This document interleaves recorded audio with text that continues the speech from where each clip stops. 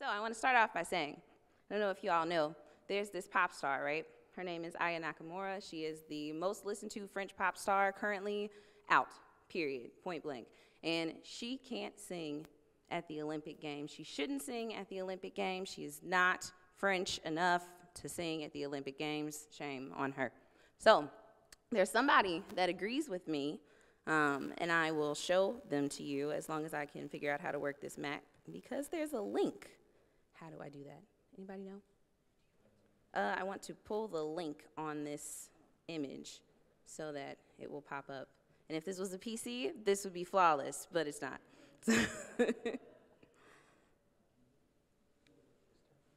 Yep, it should be like just clickable. No? Yeah, right there. Thank you. I really do appreciate it. I hope. Hi, I'm Nicole Hockley from Sandy Hook County. I know this is hard to hear, but it's important. No, it's not. The shooter who murdered my son Just skip. carried an AR-15. Okay, actually, that probably was important, but okay. Oh, so loud. So we're not going to listen to this first guy talk, but we're going to go to about. There we go. Que les choses soient claires. Aya Nakamura, elle peut chanter ce qu'elle veut. Oui. On peut l'écouter, on peut l'apprécier. Je dis simplement qu'elle n'est pas qualifiée pour représenter la France dans un événement aussi considérable que la cérémonie d'ouverture des Jeux Olympiques, au moins pour deux raisons.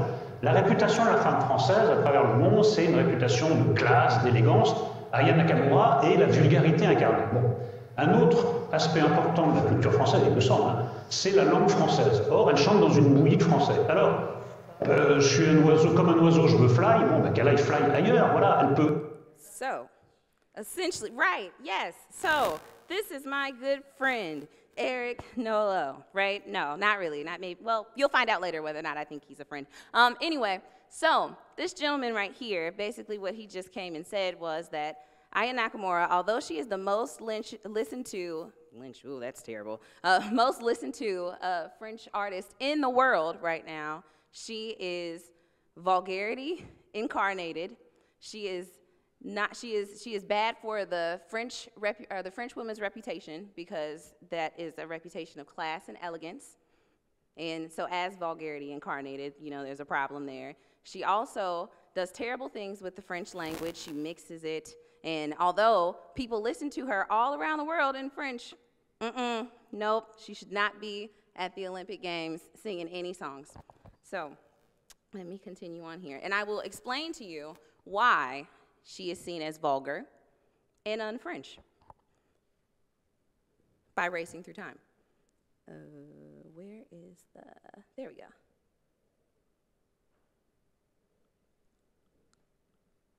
Okay, so real quick, we're going to talk about the main argument here, and then we're going to move through the 19th century, the 20th century, and the 21st century. We're going to land back on that page that said, you know, what is it? Y a pas moyen, Aya, which is a play on one of her most famous songs, but it means no way, Aya. So we're going to explain why there's no way. So the main argument today, I have notes, I should use them. There we go, haha. Okay, so the main argument today is that there are contemporary tropes about black women and that they have a long history, and they're coming out really, really recently in this talk about the Olympic Games and who's gonna sing at the opening ceremony. Tracing the representations of black women over the last 200-ish years in France reveals an enduring, albeit shape-shifting colonial imaginary, and we're just gonna watch it shift shapes through the next couple of centuries that we're gonna talk about. I have this gentleman here on the screen, this little cartoon, because I want us to remember that given the history of France and the way it was formed, generally it was ruled by white, cisgender, heterosexual-ish men. So there's, yeah, ish. So there's definitely like a patriarchal, capitalist, paternalist, white, male, cis, hetero gaze that's gonna come out as we go through this. So, in the 19th century, a couple important things that you have going on. We're kind of leaving the Enlightenment period, moving into post-Enlightenment period. All of those like Republican values are kind of formed and now are trying to be pushed throughout the geographical space. You also have Haitian independence, which is a kind of a problem, starts at the beginning of the 19th century, and it's a big blow to the French ego, right? So you have this, and then you have this idea of unification and national identity that we're trying to push through the space. And so between all of those things, we are going to use figures like La Vénus Noire, Black Venus, Venus Hottentot. She gets paraded all over Europe, and she lands in Paris towards the end of her life because she was kidnapped from the South African region. Notes. Why don't I just use them? Gotta stop setting this phone down. So here we go. Yes. So as you can see from this image, so this is a painting. It's a watercolor painting from 1830. You see that we have Sarah Baartman here in the middle, which is not her actual name. And she is sexualized, kind of savage. You can see there's a gentleman on the left side of the screen who has like a monocle kind of device and is like very showing like this curious, oh, like so different, like specimen kind of attitude. You also notice the women's clothing, like there's this one on the left side, it kind of looks like her clothes are almost falling off. So kind of giving into the sexualness of the scene. You also see the man on the right pointing, and so you see all of there's the sexual aspect, the kind of savage aspect, you also see the woman's face on the left kind of being like, oh my goodness, my sensibilities. So between all of these things, we have a savage, sexual, monstrous image of La Vénus Noire. And that kind of goes along with, oh, and also you have Robin Mitchell, who wrote a whole book on this, which I totally recommend that you all read. But what she's saying is basically right after the Haitian Revolution, you have this sense that white male virility in the French context is like null and void, doesn't exist anymore. And you also have concerns about basically white men being able to keep white women in line and like being quote unquote respectable. And so you need one to show that the imperial structure of power is still intact so you can parade people around like this, but then you also need to show that white women still have some like form of modesty, so you need a foil, in this case, which is Sarah Baartman, to kind of shore up these identities. So that leads us to kind of this culture that continues throughout the long 19th century of these colonial exhibitions, zoological gardens, for instance. And what you can see in all of these images, there are two slides of this, by the way, there's a lot of like women being shown. So there's the forefront image on the, what is that, the left, right? No, the right, yes, where the woman is like front and center, and then you have the women on the bottom here, but usually their breasts are exposed. And they're also in these like very different for the French context, housing structures, there's animals around, there's violence. So you're starting to see black women's bodies and black bodies in general getting connected to these ideas of bestiality, sexuality, violence, savagery, backwardsness, lack of civilization, whatever that actually means. So same thing here, you have Dahomey, and then you can kind of see her breast in this one, the woman at the bottom here on the right side of the screen. So this kind of happens all the way into the 20th century, but this is kind of laying foundations for how we see black women in the French context. So moving into the 20th century, the things that we're thinking about now are the fact that there are 2 world wars, which caused military defeats, both at home and abroad, for the country of France, right? And that goes along with all of the French nationalistic identity of being, oh, an imperial power, so strong, so macho, so masculine, so everything. And then you also have the colonial independence movements, again, more military defeat, more problems out in the world within the colonial empire. The colonial empire is shrinking. And then you have these changing immigration patterns, because not only do you have military defeat, but in the homeland space, you need laborers to come in and fix everything that got broken. So now you're pulling on the colonies to bring people here so that we can fix all of the stuff that is now messed up and destroyed.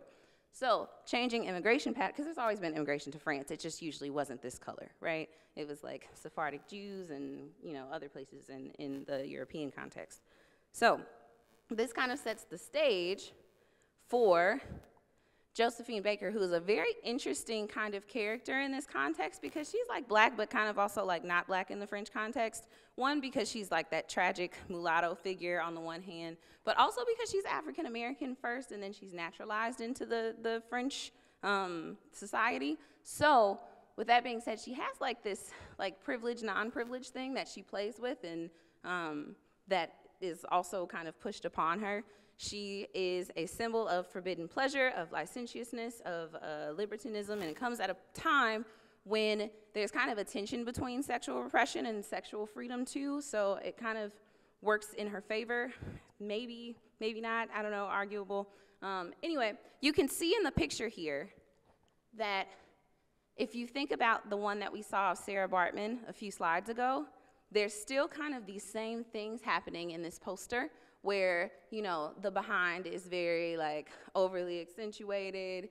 It's very all about the body here and kind of like the same kind of things going on with the style of dress, etc. So there's that, and then not to mention it's Princess Tom Tom, which is like a drum kind of thing. So you also have this connection of blackness in music that really, really endures all the way up until now. So you have these other pictures here, kind of the same thing. You have like a leopard, cheetah, panther, probably leopard kind of thing happening here. Still very corporeal, see the body a lot. A lot of like, you know, always with the breasts out again, kind of pulling on that colonial exhibition imagery.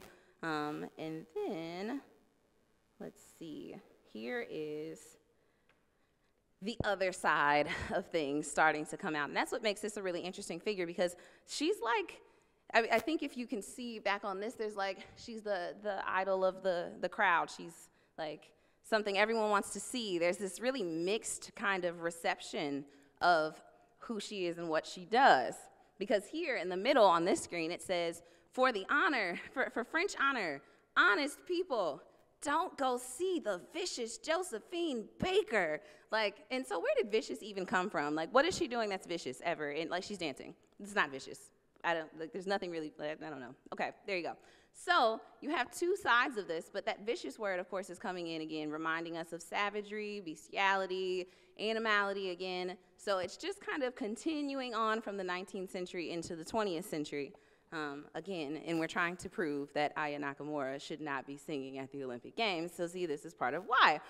She's the most immoral, and she wears indecent clothing, and she sings obscene songs, and she has wild dances. Like, that's what this whole thing is saying in the front. You can really see it when we, all these function buttons. I need to do that thing again where I show this little bit of a video. I know there are function keys for this because I presented on a Mac with someone else once before and I tried to like memorize them, but that's gone from my brain now.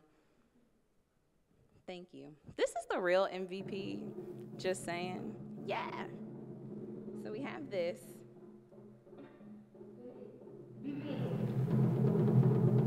So she's excited. We have the drum, of course, because we need the music, but it can't just be any music. It has to be this drum. We're gonna move forward. So it's not going to take too much time before things get really crazy.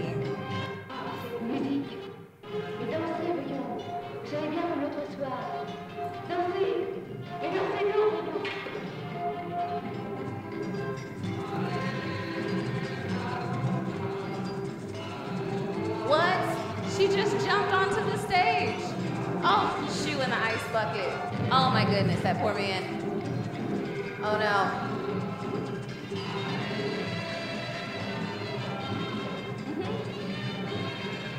She's not moving like all the rest of those people on stage. She's taking off her clothes. What?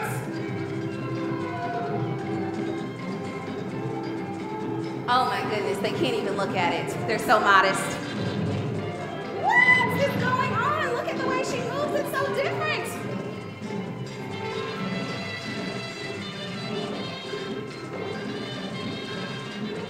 Okay, I think that's enough. So you see how there's this really interesting, like, oh, I want to look, I don't want to look, I shouldn't be looking. There's something, morally wrong about this, but oh, it's enticing. It keeps on going. That just lasts throughout all the centuries. So, okay, we'll continue on. Let's see. Oh, yes, okay, I think this is next. Good. So, now, I'm making, admittedly, some jumps in time here because, again, racing through time, I can't talk about everything, right? So moving on from Josephine Baker, now we also, because that's like the 30s time here, so now we're moving on into thinking about a little bit later. So we have Le Roman d'un Spahi. This is like usually an Algerian soldier, the term Spahi. But if you look in the background, there's Josephine again. No, it's not really Josephine, it's someone else. But do you see back there that little tiny, the little black person behind the white lady's head? Yeah. So now we've got blackness kind of moving to the background a little bit. So not necessarily as like foregrounded as before with Josephine Baker, but she still doesn't have on a shirt, so we still have that. And what she's actually doing is she's kind of the mistress in this story to some extent. Like she's like he wants the white woman, but he can't really have her, so he ends up with this one, but then he realizes, oh, wait, I really want the white woman, so then he doesn't end up being with the black woman. She's kind of left alone, right? So, but we have her here kind of being this, like, I don't know, sexual reprieve, but not really, like, with the same value as the white woman, so that kind of carries on. And then we have this other image kind of popping up here where she doesn't really look sexual at all. And also, she's darker skinned, so that's not the same as Josephine Baker. And so there's less of a enticingness to this, and she's giving more of the, like, in English you would say mammy, in French you would say like nounou, like nourrice, like someone who kind of takes care of. And so this is, what is this called? Let me remind myself. The Wage of Fear, that's this one. But you still see in this, I don't want to show this clip because it's going to take too long and I have to be like cognizant of time. But you see in this movie, if you go and watch it, there's like, there's a scene where, I should just show it, but it's fine. So you have a scene where there's these two white men, they're in their bedroom together. The first white man, he has like this, my watch is going off telling me that I need to hurry up. Oh, so he has this religious stuff on his wall, and the other person, the other white man, has these different pinups on his wall, and he says, this is what I use mentally when I have to, get busy with all of the savages, all of the black people here. And so you have like this, now we are seeing black people as ugly and monstrous. And so that continues on. I'm going to jump into the 80s, but I'm probably gonna not show as many clips because I don't have the time for that. The important thing here is if you look, this is Black Micmac. It's like, it was really, really popular in the 80s, and I see some people kind of like smiling, like, oh, I remember that, so that's good. If you look really small, it says, Paris, c'est aussi l'Afrique. So what has happened here is we've gotten to the 80s, we've gotten past the independence movements, and now we have immigration, and we're dealing with immigration, so now it's not black people in these other places like it was before, where we're seeing like, oh, these different exotic lands. Now we have the exotic land that has come here, and so now Paris is Africa. And so in this we see these women who run a restaurant, and they wear this very traditional dress, and they do these overstated things. They make these strange noises with their mouths. The culture is just very, very, very, very different. And so we're really just building on this alterity that we see. And then in this bottom one here, this is a different film. This is, oh my goodness, the names are escaping me in both French and English, and I have them written down. I will share this presentation if anybody wants to build on it further or take it with them or anything like that. I want to look, but I don't want to take too much time. This is, where did I go? Aha. Did I write it? Yeah, oh yeah, there we go. Marche à l'Empire. So this is like a French guy and a Greek guy, and they come to Paris, and this is the experience that they have. But you see like music, again, associated with blackness, but in this one you also start to see like drug use alongside the whole like sexuality thing happening. And you're also starting to notice like when in this scene, I don't think you can see it too well because it's not lit, but the background is, first of all, he just throws a mattress on the floor out of nowhere. Where did he get the mattress? I don't know. But it's also very like dirty in here. And so you're starting to get blackness with sexuality, blackness with dirtiness, and how are we dealing with blackness now that it has come into the French context? Then in the 90s, because we're racing through time here, you can see, so Sarah Cabo is a police film, and what this starts to do is add violence to the mix of black women's bodies. If you look at the bande annonce, which I'm not gonna show because there's no time for that, you will see the very first scene is this black woman who's like bloody, cut up, and dead. Like, it's just a mess. And so we're starting to add now violence, again, with kind of going with the savagery, bestiality kind of thing that's happening. And if you look, you see soit l'animal du sacrifice, the animal word again, so now it's to be the animal of sacrifice. And you're also starting to see what life looks like in the banlieue in France, so like in these places that are the suburbs that are more impoverished. So we're starting to add blackness and poverty together and absent mom kinds of tropes, which is what you would see in this other one, which is The Best Job in the World, is that other film to the right.